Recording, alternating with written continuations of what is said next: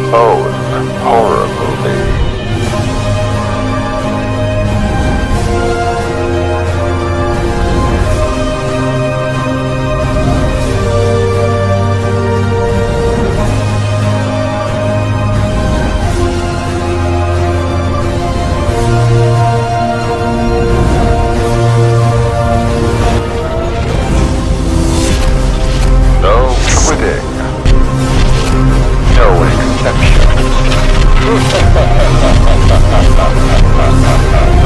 MCKAMEY Manor. Visit the website if you dare. Let the games begin.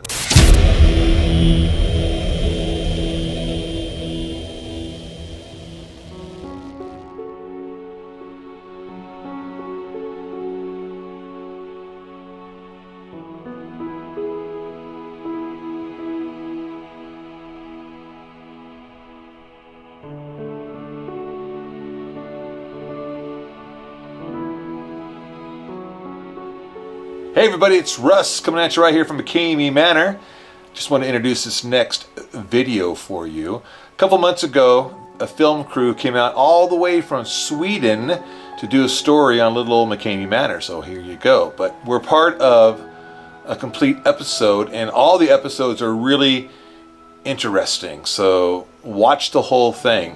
And a big old shout out to my good friend Marcus Nelson. He's from Sweden, and he translated the show for us, and then I went ahead and put the subtitles in, and the subtitles were a pain in the neck to do, but anyways, here you go. So Marcus, thank you very, very much. Now, our episode is at the very tail end. They said they wanted to have the craziest one for last. I don't know if it's the craziest one or not, but we were flattered that they came out here and filmed our little place. You're not going to see much, but it's still kind of an interesting view of what we do. But again, the show itself is cool. So not just our little 5-minute section in there, whatever, how long it is, but watch the whole show. There's some neat stories in there. Kind of crazy. All right, guys, that's it. So Russ out of here from MCKAMEY Manor. You guys take care. We'll see you real soon. Bye-bye.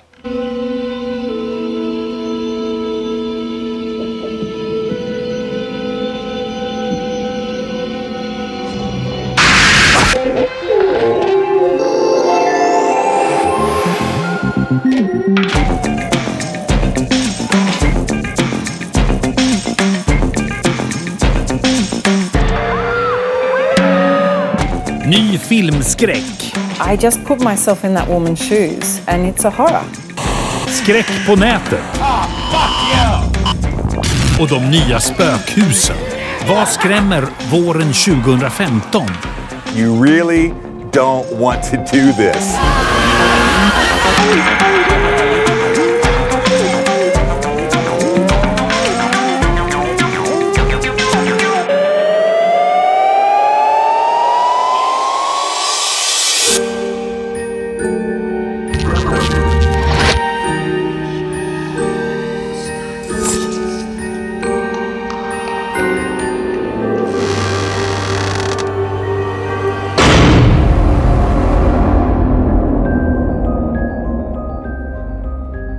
Skräckkulturen har alltid varit bra på att förnya sig och vara med i sin tid.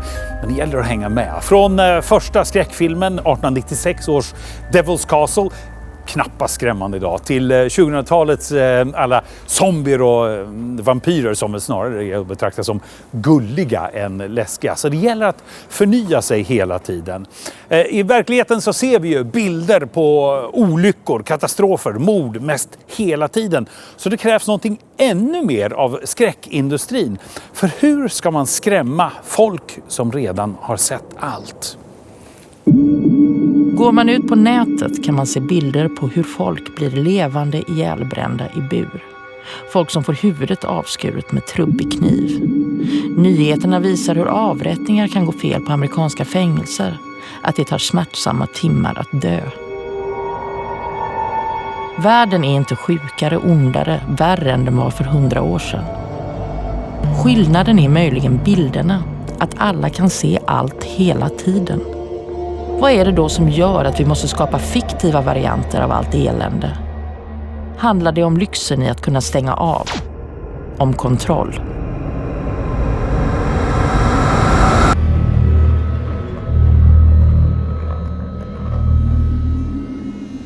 Det här är Philadelphias gamla jättelika fängelse Eastern State Penitentiary som snart varit stängt i 45 år men som numera fungerar som museum och spökhus. Folk kommer gladeligen hit och betalar för att bli skrämda. Where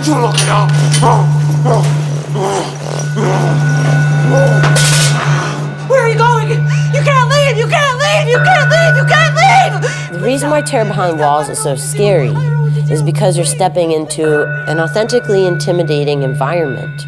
This building is huge and it's real. Tusentals har varit intagna här. Gangstern Al Capone. Bankrånaren Willie Slick Sutton är några av de mest kända. Och kanske att de har lämnat spår efter sig. Waiting for you! I think it's easy for people to imagine, while these halls once were full of activity and energy, that now it doesn't just sit in silence. Maybe something that happened was very intense.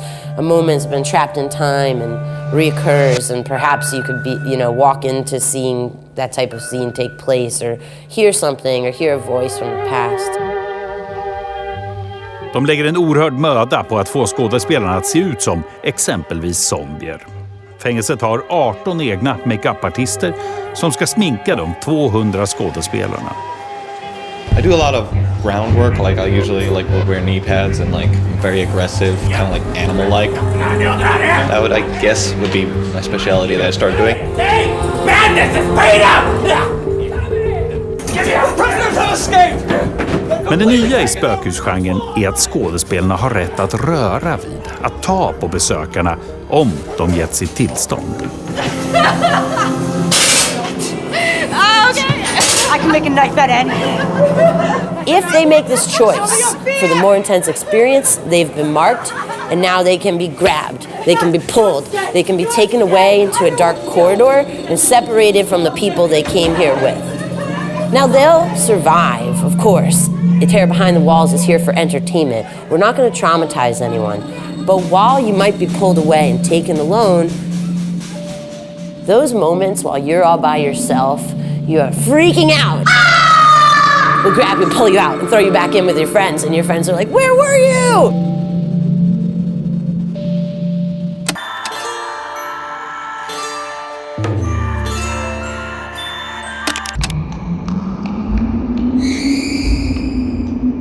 Det här är operationssalen inne på fängelset där faktiskt Al Capone fick sina tonsiller uttagna.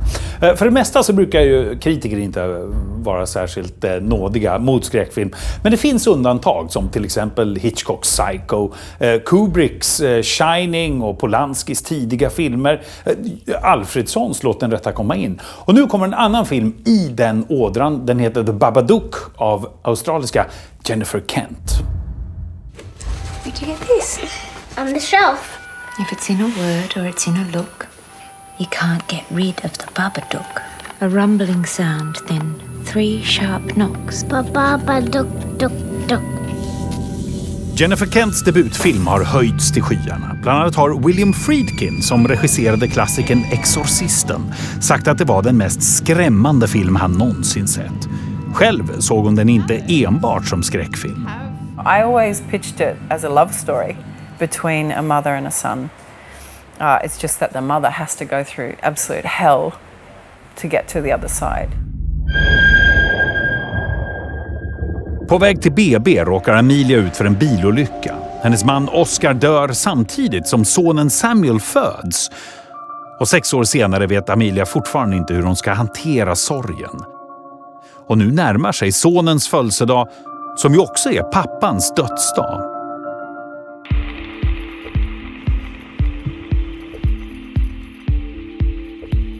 Jag träffar henne i Sydney, Australien, där hon bor och verkar. Hon har varit skådespelare i en rad tv-serier, men nu är det regi som gäller.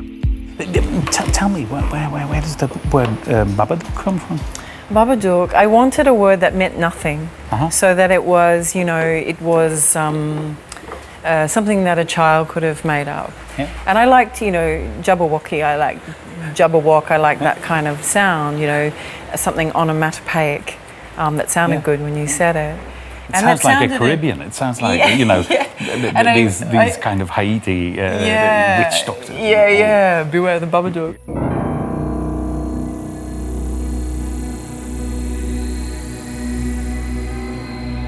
The birth of the Babadook. It started with a short film called Monster. But really before that, it started with this idea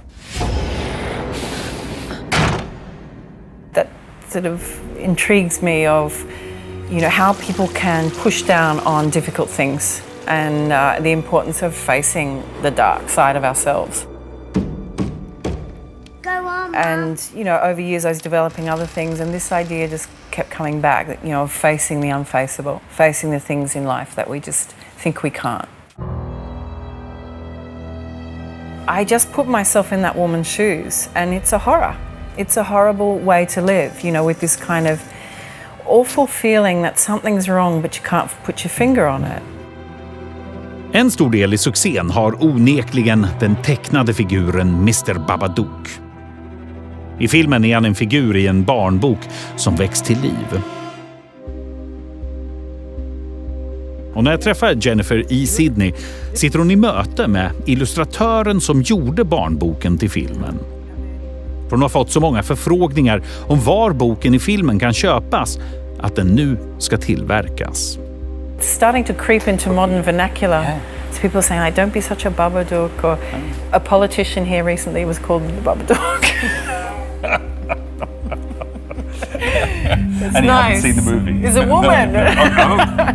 I think that there are a few other males that are more Babadook than she is, but... En stor del av filmen bärs av Essie Davis som spelar huvudrollen Amelia. En mörk skildring av en mamma på gränsen till sammanbrott.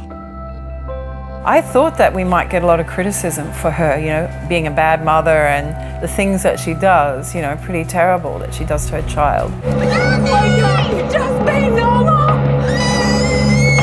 There is no Babadook! But we've actually had the opposite response. We've had a lot of women, you know, relieved to see that character on the screen, relieved to see a real person going through a terrible situation. You know, often women are very shallowly portrayed in any genre, but certainly in horror. It's crazy, you know, it's embarrassing, like victims or crazy women. That's about your extent. But this character, there's a lot more going on. Stephen King said about this, about the Babadook, that it was deeply disturbing and highly recommended. And now to me... Same breath.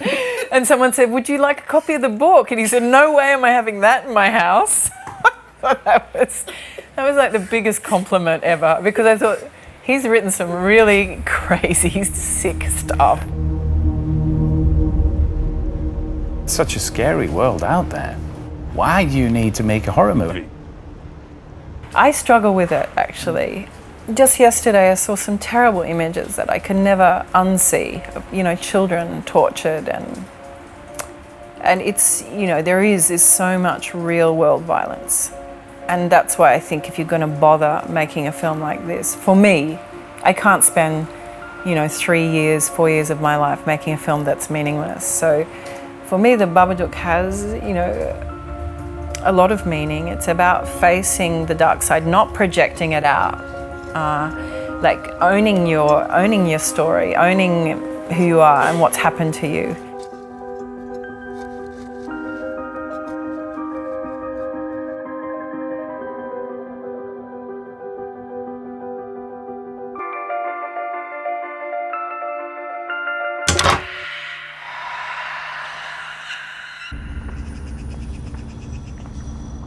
Det de sysslar med här på fängelset, alltså det här spökhuset, det är ju ett sätt att skrämmas på, men det finns ju ett otal andra sätt.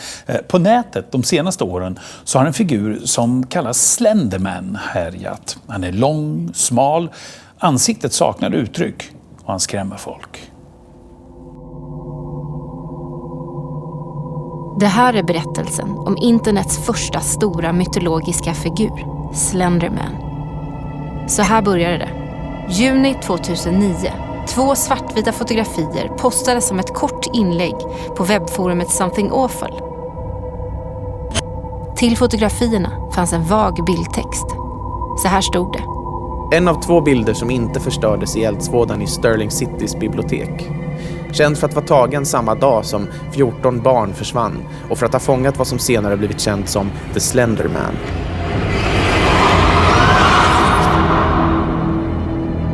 Det här var allra första gången som den långa, läskiga figuren dök upp på bild. Och en modern myt började skapas.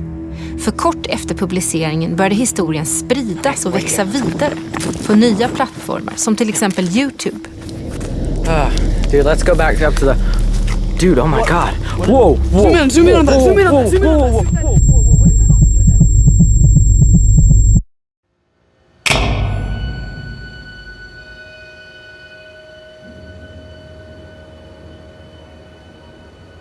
Slenderman är en lång, gänglig, svartklädd figur. Och som har egenskapen att störa teknisk utrustning med sin blotta närvaro. Jack Werner är journalist och prisbelönad viralgranskare som i sin bok har närstuderat fenomenet Slenderman. Och alla historier som växte ur det första webbinlägget. Men myten om Slenderman är bara en del av en ny skräckgenre som växt fram på nätet under de senaste åren. Creepypasta. Creepypasta som term kommer ifrån copypasta. Och copypasta kommer från kommandot C, Ctrl-V, alltså copy-paste. Och sen när det är ett substantiv, text eller bild som sprids genom att kopieras och klistras in, då blir det copypasta. Och när den copypastan då är läskig, creepypasta. Creepypasta är moderna vandringssägner som skrivs av anonyma personer på nätet. Det är berättelser med stor igenkänning som ofta utspelar sig på en vag plats, typ en mellanstor stad. It was late night. It was a late night in November. It was a late night in November, and it was cold. Berättelserna byggs hela tiden på och utvecklas av fler och fler användare. Och det blir till slut en text som funkar över hela världen. Om jag hör en yxig historia som jag förstår det finns ändå någonting bra i botten av, då kommer jag kunna berätta vidare den för dig, men kanske tvätta bort det där som jag tyckte var lite yxigt. På det sättet är det liksom crowdsourcad fruktan eller crowdsourcad skräck. Creepypastor är... Jag definierar creepypastor som spökhistorier som är skrivna på nätet eller publicerade på nätet och som har fått spridning. Om de inte har fått spridning, då är det bara spökhistorier. Men fenomenet Slenderman blev mycket större än en creepypasta. Kort efter att han hade skapats på webbforumet dök han upp i YouTube-serien Marble Hornets. Huvudpersonerna letar efter Slenderman som då och då dyker upp. I looked over there already, there's nothing. Serien är skapad av 2 unga filmare från Alabama och har ungefär 79 miljoner visningar på YouTube.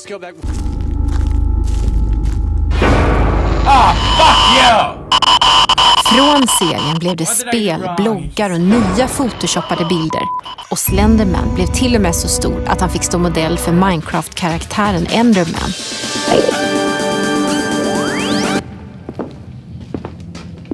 Men vad säger vårt stora intresse för Slenderman om oss? Generellt är mitt intryck av spökhistorier och skräckhistorier är att de väldigt sällan är liksom fundamentalt nya. Utan vad de förhandlar och avhandlar är våran relation till saker och ting som vi är rädda för. Det finns en parallell mellan vandringssägner och skräckhistorier som är just den att båda två tenderar att uppstå för att ventilera en upplevelse utan någonting man är lite skrämd eller rädd för eller inte förstår. Men å andra sidan händer det här tragiska på riktigt. Stabbed 19 times, allegedly by 2 of her friends, who said they were trying to impress a fictional internet character called Slenderman. I somras rapporterade medier om ett knivöverfall i Wisconsin, USA, där 2 12-åriga flickor knivhögg en 3:e flicka och skyllde på att de offrade åt Slenderman.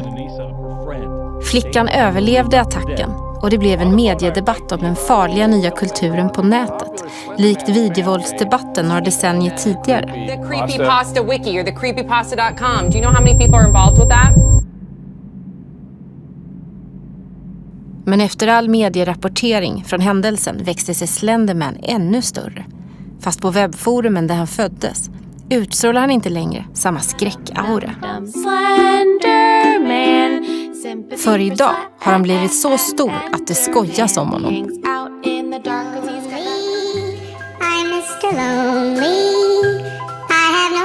Det finns liksom creepypasta-konnässörer som sitter och är så här, det här var nyskapande skrivet. Och de tycker inte alls om Slenderman vid det här laget, utan de tycker han är jättetröttsam.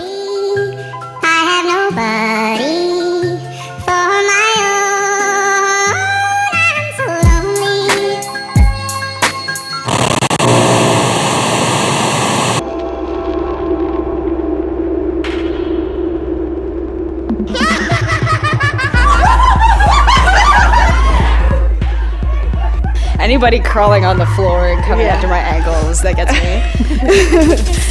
And why is that a nice feeling? Like I said, because you're not actually gonna die. Nobody's actually gonna come kill you. Yeah, it's the fun, it's the excitement of it. Yeah. And how do you decide where to draw the line? If someone's screaming, that's great. If it looks like they're about to freak out and cry, we will leave them alone.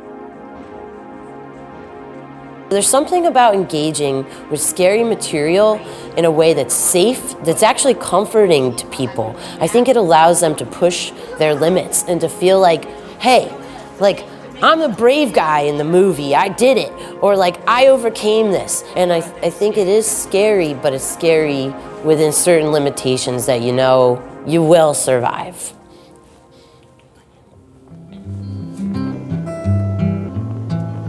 On the way to San Diego, never gonna get to play though, never gonna make it on time. Det de sysslar med i Philadelphia på Eastern State Penitentiary är naturligtvis otroligt genomarbetat, påkostat och skrämmande.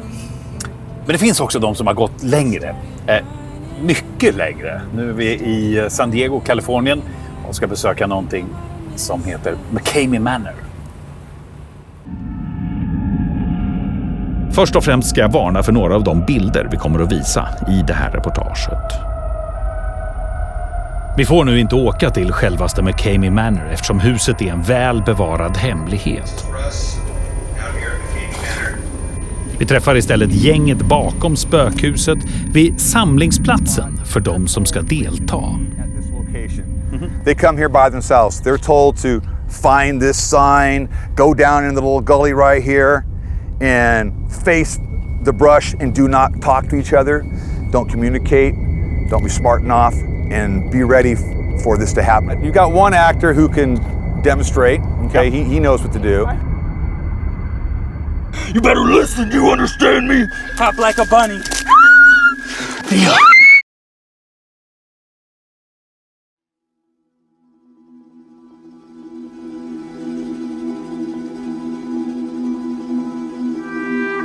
There is no other place in the world that you're going to live an 8-hour personalized horror movie between you and all these actors. We have 28 actors that you'll be dealing with at 4 different locations.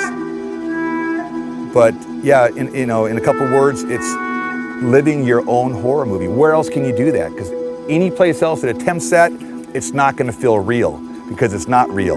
This is real. Deltagarna hålls hela tiden kalla och blöta. Ofta får de låtsasblod på sig. Och så ögonbindel, gaffatejp. Sen används apparater av olika slag. Tortyrsimulatorer, matrester, småkryp. Allt för att man ska förlora kontrollen över sig själv helt.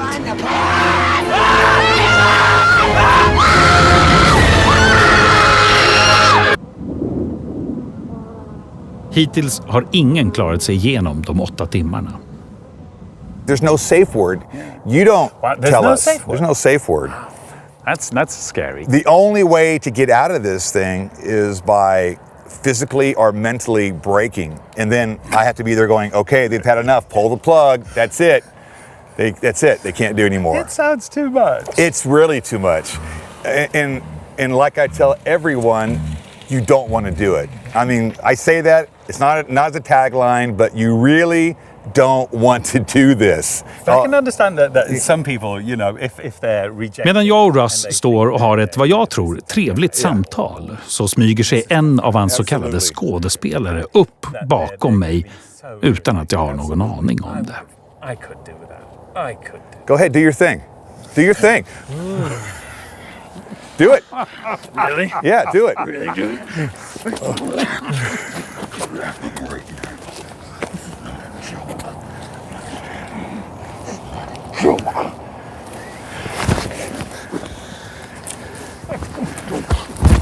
Funny? Funny? Is this funny?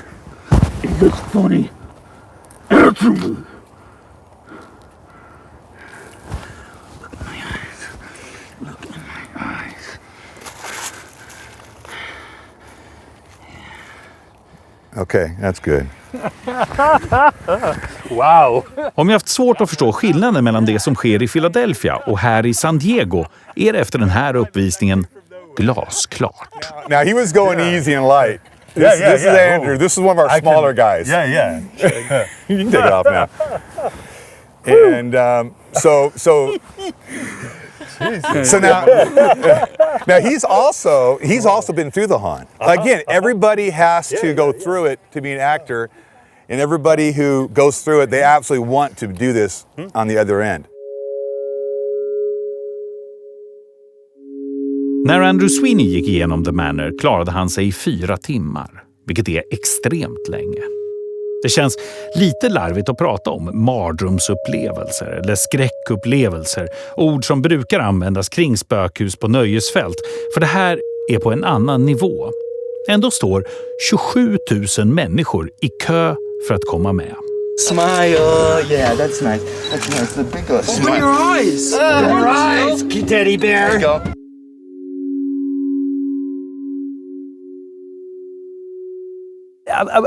But is what you're doing responsible? Absolutely, because it's still entertainment.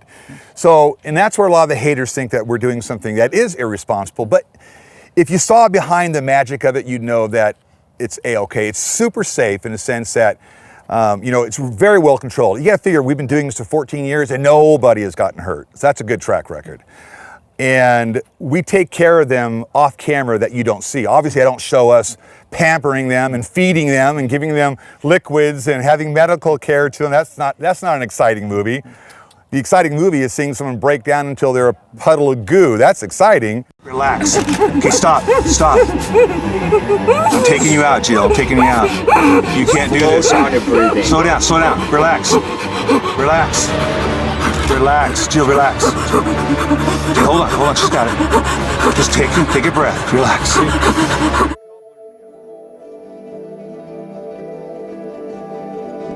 Do you think we actually torture people back there? You feel like you're being tortured, but not for real. I'll say this. I've done a lot of research on psychological torture. Mm-hmm. So I utilize some some things. We do. We gotta tell you a little story. I want to just fuck your mind up while you're in there. I only have 8 hours to make you feel like you've been captured for 5 years. Frågan är nu hur länge MCKAMEY Manor kommer att få finnas kvar. I 12 år höll de på som en underjordisk rörelse, men de 2 senaste åren har de kommit till allmän kännedom och därmed fått flera som vill delta, men också massiv kritik, bombhot, dödshot och kommunen vill stänga ner hela stället.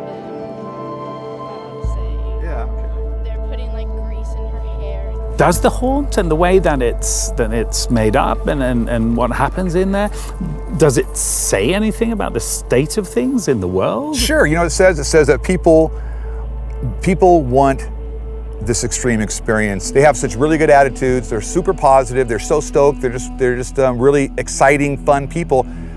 Albeit they're a different kind of crowd. They are that extreme crowd.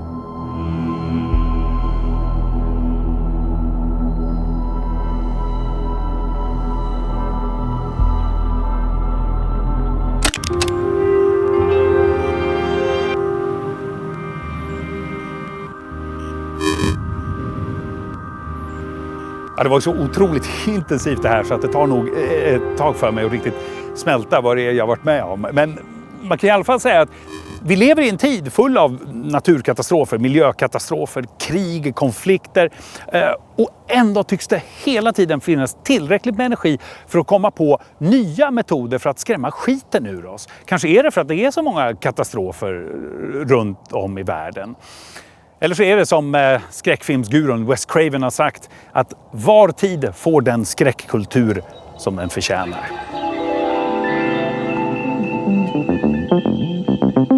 Satan is real, working in spirit. You can see him and hear him in this world every day. Satan is real, working with power. He can tempt you and lead